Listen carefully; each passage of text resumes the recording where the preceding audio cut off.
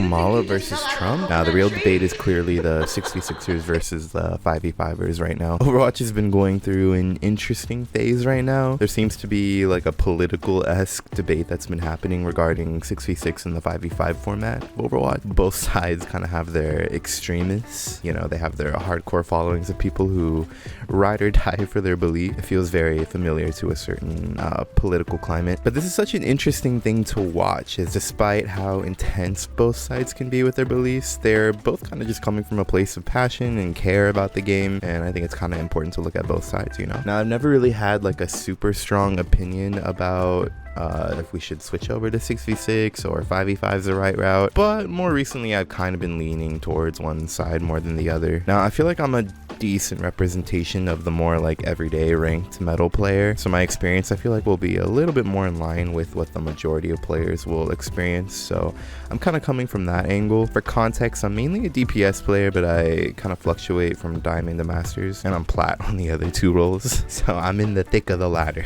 Alright, let's talk about 5v5 real quick. For someone like me and the majority of the Overwatch player base, there's kind of a lot to consider when you switch from the 5v5 format over back to 6v6. There's definitely pros and cons to both, but I think 5v5 initially kind of promised a more like individual value, kind of focusing on the more FPS style of gameplay, you know. They really, when the game first launched, like they were really kind of advertising like, okay, 5v5 is going to fix a lot of the issues that 6v6 has with, you know, feeling very team reliant and not feeling like you have the most individual value and being able to carry games and all that stuff. Like there was kind of that narrative being pushed. Now, I feel like towards the beginning, like the first few seasons, like I think there was some truth to that. Like it did feel like as a DPS player, at least, I could kind of frag more and get more kills, and like my value felt a bit more impactful, you know, like there was more opportunities for me to get kills and do my thing. It was fun. I really did enjoy 5v5 at the beginning. Now, the problem is as the game kind of went on, they kind of started to steer away from this with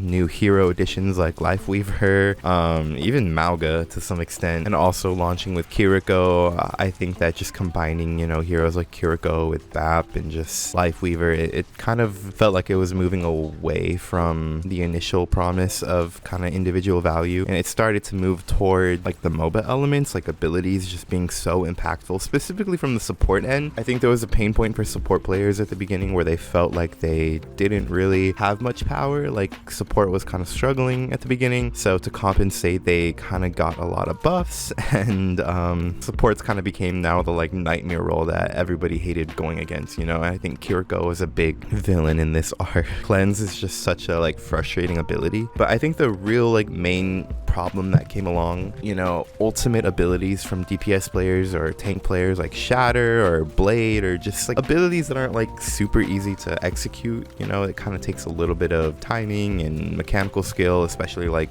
DPS ults like Blade and or even like a Soldier and ult, you know. It just felt like you use your ultimate and then you have a support come over and use an ability that's not really that difficult to land, you know. I feel like Immortality Field, Life Grip, or Suzu are not really the hardest abilities to really land. It is just one button and it kind of does its thing, and then they can undo an entire ultimate. I feel like when you have heroes like Zen or Lucio who have ultimates that do counter like Blade or whatever it is, at least those are ultimates, so it feels fair, you know. It's an ult for an ult, but now we're getting to where these supports kind of have the ability to completely just negate an ultimate ability with a single cooldown, so it started to feel a bit like supports had a lot of power and like DPS players just didn't really have a lot of agency. Like it just, you're kind of at the will of your support. I feel like tanks kind of felt like that as well, and now we've kind of moved the pendulum a little bit, and now tanks are super buffed because tanks were kind of struggling for a while and the player base kind of advocated for buffs, and now they're super buffed. And the crazy thing is, like, it took having characters like Diva and Mauga have like 700 health in order to like feel playable and feel good. They had to overtune these characters so much that now when you're playing DPS, for example, like when you have a Diva running at you, there's like nothing you can do. There's really no world where a single DPS can take on a tank, which maybe, you know, a DPS maybe shouldn't be able to take on the tank 1v1, you know? That's fair. When you have these characters that feel so unkillable that it really is kind of like a tank v tank situation, it can kind of feel like 2 raid bosses and then the rest of your team is kind of just spectating and hoping that your raid boss ends up winning or is better or counter swaps properly. I think counter swapping is another big issue that's kind of developed in the 5v5 format. So I feel like a lot of the kind of promises and the things that they were going for with 5v5 have kind of gotten undone with balancing and new heroes added over time. I feel like that's kind of become very frustrating for a lot of players, including myself on the ladder. You know, it's not just pro play. I feel like when you're in ranked matches, even in quick play, people are like hard counter swapping. So I think 5v5 does have like the potential to be able to be fixed. You know, I think it is just a balance, and you know, when it comes to future hero releases, maybe not having characters like Life Weaver that like kind of do one thing and one thing only, being healing, and making that so oppressive that it's like hard to just get kills. You know, a character like Juno, the upcoming support in the next season, is honestly a pretty promising sign for like balance. Like I feel like if they were to continue going that direction with heroes, balancing wise and new hero wise, like I feel like the game would be a lot more fun in the 5v5 state, because she's not a frustrating hero to play against. She doesn't do anything that like completely undoes, you know, any ability. She feels very fair and fun, and she's also pretty dynamic. She has a lot in her kit without being oppressive, you know. So I think if 5v5 continues, I feel like they have to change their balancing philosophy and really kind of uproot some heroes. Like I know they are planning to change like Life Weaver soon. I don't know what they're gonna do about tank. Now the one good thing that 5v5 really has, I think, improved on is the queue time. Like queue times were pretty bad in 6v6. Like without priority passes, you're waiting like 10-20 minutes for like a DPS game, you know. That was crazy. And now queue times are pretty short, so that definitely has improved, and queue times are definitely very important for, especially for like the casual kind of player. Like they aren't gonna sit and wait for 10 to 20 minutes for a game. They're gonna go play something else at that point, you know. Now when it comes to 6v6, I think things were definitely not perfect, especially if you've experienced it like I have. I've played the game since launch, and I feel like 6v6 could be a very like volatile experience with very high highs and very low lows. But I think some of that also had to do with like the environment was a lot different. Like characters played different, and we had game modes like 2CP, which is a very like, you have to have your like ultimate coordination on point, otherwise you're gonna get rolled, or like it's just, that game mode was very hit or miss. A lot of people, just a lot of casual players, I feel like didn't like it. I personally didn't like it. I thought it was very frustrating, especially when you play like as a solo queue player. Maybe like in a perfect 6 stack it probably plays really fun, I would imagine. In pro play I'm sure it was great, because it really does highlight like team play and whatever. But now, you know, when you're in ladder, that shit don't happen. You know, people kind of play what they want to play, and that could be a very frustrating experience. But there was also like less heroes back then, and I don't know, like I think that it would be interesting to at least like run the playtest to see how 6v6 runs in the current climate of the game with all these new heroes and all this like new balancing. A lot of these heroes have like reworks, you know. I think it would be interesting to at least like try it out or try different formats. Now it's kind of hard for me to foresee how 2 tanks would end up functioning in a 6v6 environment again, especially now with like some of the new tanks that we have and the new balancing. A lot of the tanks are pretty different than they were in 6v6. I think Roadhog, for example, would have to be changed again. I think they would have to revert some of those changes, making his ult like cancelable again. Same thing with the vape. But someone like Junker Queen, I feel like is already kind of perfect for 6v6, other than some like tuning, probably just like numbers probably have to go down a little bit. But other than that, like she, like her core gameplay feels very like off tanky. Like she would fit really well playing with someone like Reinhardt.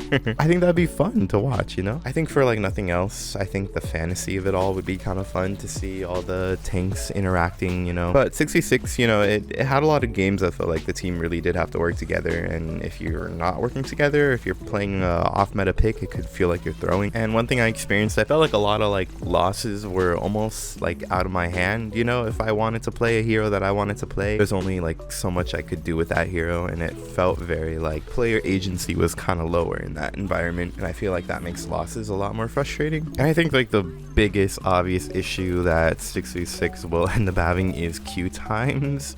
I don't know how they're gonna fix that. I think there's definitely some potential things they can do. They used to have the priority pass system. I think it would be interesting to see that come back. I know Dota does it in a way where like all the ranks are kind of not split up like Overwatch does. You know how we have separate ranks for each role. Dota kind of just has one rank for all the roles, so no matter what you're playing, your rank's still going to be the same. And I feel like that might be something to look at, just because it kind of incentivizes like trying even if you're on your off role. I feel like the problem that happens is you have someone like on their off role playing like tank, and all they want to play is like Roadhog because they're a DPS player and they don't really care, and they probably don't care much about their tank rank, so it is what it is. You know, you still get that priority pass. Because if they go back to 6v6 and they don't have a plan for queue times, I feel like that could easily kill the game. Because when you think about it, like, the majority of people have lives and jobs and all that stuff, me included. So when they come home, you know, you probably only have like a certain amount of time that you have to really play the game. And if you're spending most of that time in queue, you know, you might go play something else or do something else entirely. And a loss of players like that is definitely not what I would imagine Blizzard wants. Now, when it comes down to it, I think 6v6 may offer a slightly better gameplay experience if they kind of figure out the tank role and make things a bit more desirable. And I don't know, I feel like I kind of enjoy the fantasy of the game a little bit more when there's more players in the game and you kind of see the tanks interact in front of you. And I don't know, it's just kind of, there's a certain magic that Overwatch 1 captured with 6v6, and it might just be nostalgia, you know, but it kind of feels like that feeling's a little bit lost in 5v5, and I don't know exactly what it is. I think it might have to do with them trying to lean more towards the shooter route, but then they kind of didn't, you know. So it's kind of like we lost a player, but like for what? Like the game still kind of feels similarly volatile as it did in 6v6. So, but in a perfect world where the queue times didn't matter, you know, I would say fuck it, let's go back to 6v6, let's try this shit again. But with queue times being a pretty major factor, I think it just comes down to like, is it worth it? Like if the gameplay is theoretically better and, you know, a lot of frustrations kind of die off when we go back to 6v6, is it worth it if queue times can't be fixed? If you can't get into a game, some people would argue that they would rather wait for a quality match, but other people probably don't want to wait. I think it just is a matter of opinion. I don't know. I think at the end of the day, I think the one thing that the devs have been doing incredibly well is the communication aspect recently. You know, going on the group podcast is kind of crazy. Never thought I'd see that day. Not with the old balance team for sure. And they seem to really be listening to feedback and at least like willing to try it or talk about it. Like I feel like that's definitely progress. I hope they continue that. Getting to kind of hear their thoughts and what they kind of imagine the game to be like is really, I think, important for the community, because it kind of helps sort of understand why they do certain things or why they may not do certain things. I don't know. At the very least, I hope that whatever they decide to do or whatever ends up being better, I hope they listen to the feedback. Actually, you know what? Fuck it. Let's just do 7v7.